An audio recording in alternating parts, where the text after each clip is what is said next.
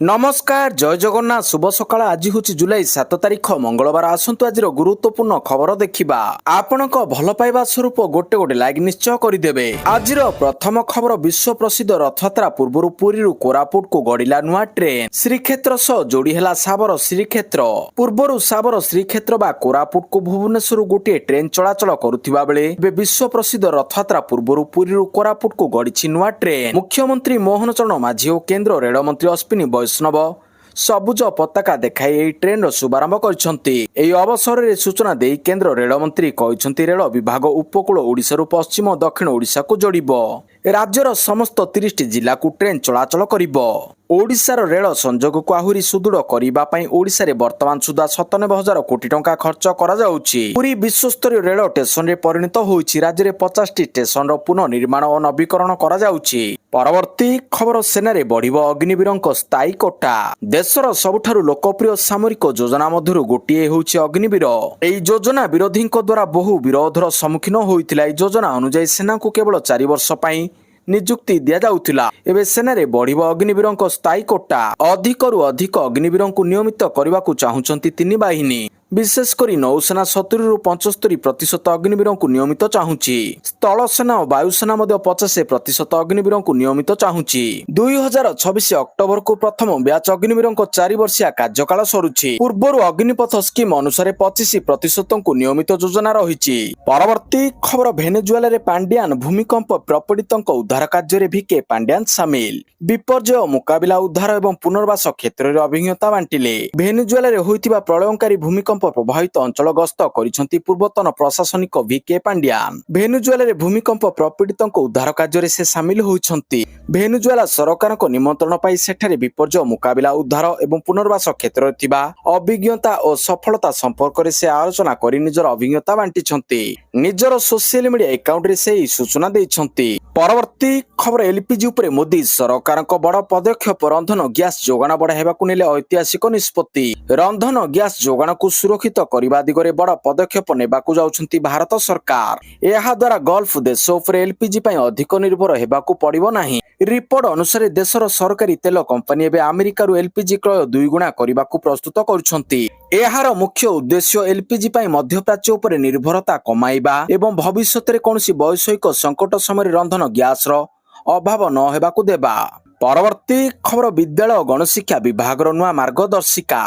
एणिकी वर्ष को 4टी परीक्षा देबे। तृतीय रु 8म श्रेणी पर्यंत छात्र छात्री को एणिकी वर्ष को 4टी परीक्षा देबाकू पड़िबो। पूर्व वर्ष को 2टी परीक्षा हेउतिबा बेले वर्तमान 4टी परीक्षा हेबो। सरकारी और सरकारी अनुदान प्राप्त विद्यालय रे एप्रिल रु सेप्टेम्बर मास मध्यरे 2टी और अक्टोबर रु मार्च मास मध्यरे आउ 2टी परीक्षा हेबो। विद्यालय गणशिक्षा विभाग पक्षरु एने विस्तृत मार्गदर्शिका जारी करा जायछि। तुरंत यहाकू कार्यकारी करबाकू निर्देश दिया जायछि। गोटिए शिक्षा वर्ष रे विद्यार्थी को 2टी लेखाएं फॉर्मेटिव असेसमेंट तथा मूल्यांकन और असेसमेंट समाप्ति सूचक मूल्यांकन देबाकू पड़िबो। परवर्ती खबर पानी पाई डहल विकल हेउतिला एबे बुडीबो पाकिस्तान। चिनाब नदी रे भयंकर बन्या भारत खोलिला बगलिहा डैम गेट। पाकिस्तान सीमा पर आतंकवादी नीति न छाड़िबा जाय सिंधु जल चुक्ति स्थगित रहिबो बोली भारत निकट रे निजर संकल्प दोहराइथिला। सेतेबेले सुखिला मरुडी जोगु पाकिस्तान रो पानी पाई डहल विकल हेउतिला किंतु मात्र 2 रु 3 दिन भितर स्थिति संपूर्ण बदली जाइछि। जम्मू काश्मीर रे प्रबल वर्षा जोगु भारत को बगलिहा डैम रो हठात पानी छाड़िबाकू पड़िछि। एभली परिस्थिति रे पाकिस्तान बुड़ीबाकू जाउछि। चिनाब नदीर जलस्तर बढ़िबा जोगु खोलिला गेट। जम्मू काश्मीर रामबन जिल्ला रे प्रशासन सोमवार बगलिहा डैम रो 3टी गेट खोली पानी छाड़िछि। परवर्ती खबर मुंबई रे वर्षा वित्पात 17 उड़ान बातिल 200 रु अधिक फ्लाइट लेट। देशर आर्थिक राजधानी मुंबई रे एबे प्रकोप करुछि वर्षा। आकाशरू लगातार झरुथिबा मुसलधारा वर्षा मायानगरी बेगरे ब्रेक लगाई देछि। कथा केवल एतिकरे नाही भीषण वर्षा जोगु सहर जलमग्न होई पड़िछि। फलरे जनजीवन गुरुतर प्रभावित होइछि। तेबे ई संकट केवल भूभागरे सीमित नाही जेउठी रेल और अन्य वाहन चलाचल अटकी जाइछि। आकाशरे विमान सेवा मध्य गुरुतर प्रभावित होइछि। परिस्थिति को नजर रखी इंडिगो आकाश एयरलाइन समेत अन्य बड़ एयरलाइन कंपनी माने सेमानक यात्री को लागि एडवाइजरी जारी करछंती। परवर्ती खबर आकाश मार्ग रे भव्य स्वागत F-16 एवं सुखोई 30 सुरक्षा बल रे पीएम मोदी को विमान। प्रधानमंत्री नरेंद्र मोदी इंडोनेशिया ଜାକର୍ତ୍ତାରେ ପହଞ୍ଚିବା ପୂର୍ବରୁ ଆକାଶ ମାର୍ଗରେ ତାଙ୍କୁ ଏକ ଅଦ୍ଭୁତପୂର୍ବ ଭବ୍ୟ ସ୍ୱାଗତ କରାଯାଇଛି।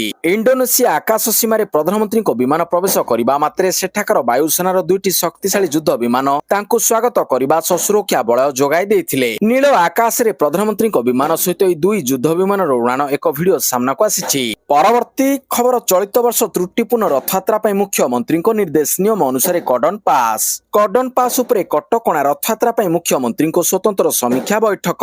ମିଟିଂରେ ସମର୍ପଣ ସମନ୍ୱୟର ମନ୍ତ୍ର ଦେଇଛନ୍ତି ମୁଖ୍ୟମନ୍ତ୍ରୀ। ଏଥର ତ୍ରୁଟିଶୂନ୍ୟ ରଥଯାତ୍ରା ଉପରେ ଗୁରୁତ୍ୱ ଦେବାକୁ ନିର୍ଦ୍ଦେଶ ମଧ୍ୟ ଦେଇଛନ୍ତି। ଚଳିତ ବର୍ଷ ମଧ୍ୟ ସ୍ୱାସ୍ଥ୍ୟ, ପରିମଳ ଓ ଟ୍ରାଫିକ ଉପରେ ଫୋକସ ରହିବ। ଖାସ କରି କର୍ଡନ ପାସ୍ ଉପରେ କଟକଣା ଲାଗିବ। ଗତ ବର୍ଷର ଅଘଟଣର ପୁନରାବୃତ୍ତି ନ ହେବାକୁ ଭିଡ ନିୟନ୍ତ୍ରଣ ପାଇଁ ମୁଖ୍ୟମନ୍ତ୍ରୀ ଜିଲ୍ଲାପାଳମାନଙ୍କୁ କଡ଼ା ନିର୍ଦ୍ଦେଶ ଦେଇଛନ୍ତି।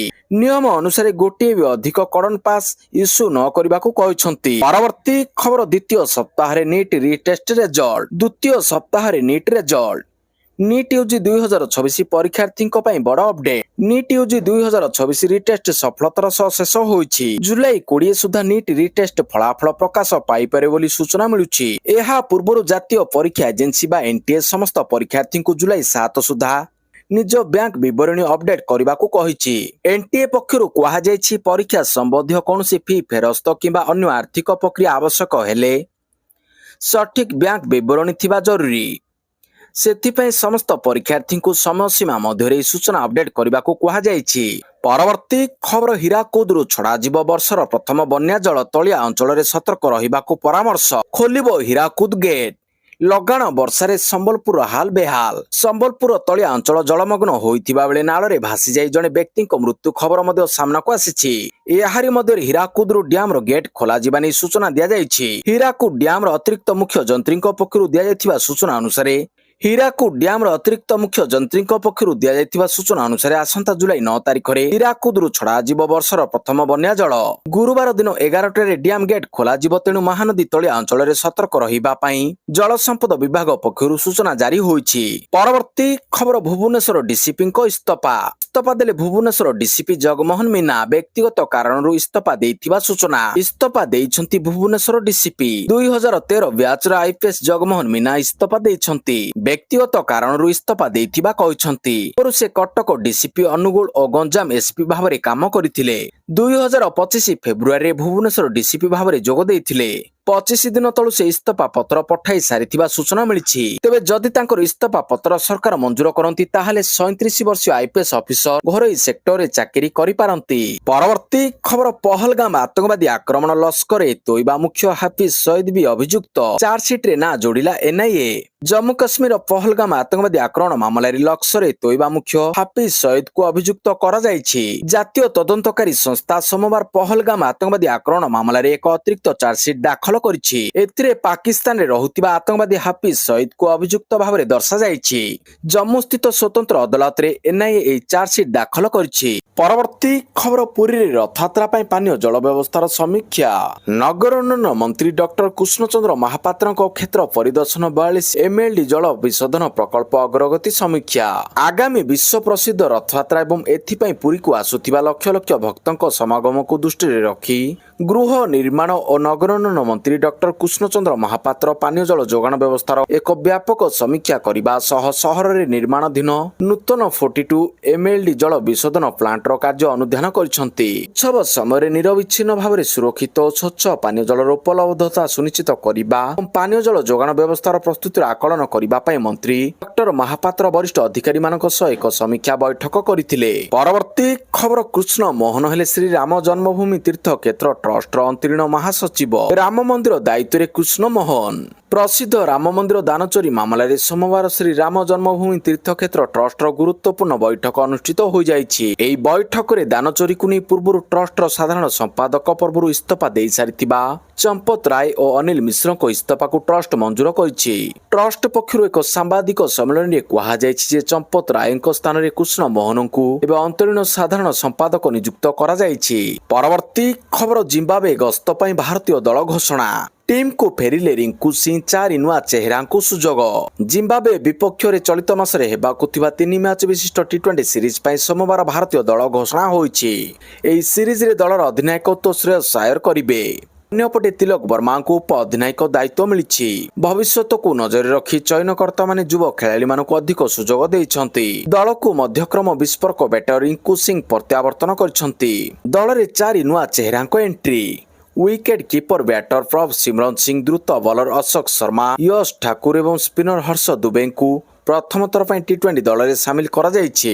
ପରବର୍ତ୍ତୀ ଖବର, ପ୍ରଶାନ୍ତ ମହାସାଗରରେ ପରମାଣୁ କ୍ଷମତା ସମ୍ପନ୍ନ ମିସାଇଲ ପରୀକ୍ଷଣ କଲା ଚୀନ, ଚିନ୍ତାରେ ପଡୋଶୀ ଦେଶ। ଚୀନ ସୋମବାର ପ୍ରଶାନ୍ତ ମହାସାଗରରେ ରଣନୀତିକ ମିସାଇଲ ପରୀକ୍ଷଣ ସଫଳତା ସହ ସମ୍ପନ୍ନ କରିଥିବା ଘୋଷଣା କରିଛି। ଏହି ପରୀକ୍ଷଣ ପୁରା କ୍ଷେତ୍ରର ଧ୍ୟାନ ଆକର୍ଷଣ କରିଛି। ପରମାଣୁ ଶକ୍ତିରେ ସଞ୍ଚାଳିତ ବୁଡ଼ା ଜାହାଜରୁ ଏହି ମିସାଇଲକୁ ପରୀକ୍ଷଣ କରାଯାଇଥିବା ବେଳେ ଏହା ନିର୍ଦ୍ଧାରିତ ଲକ୍ଷ୍ୟକୁ ସଠିକ ଭେଦ କରିଛି। ପରବର୍ତ୍ତୀ ଖବର, ଚୀନ ସେନାରେ ବଡ଼ ଅଦଳ ବଦଳ।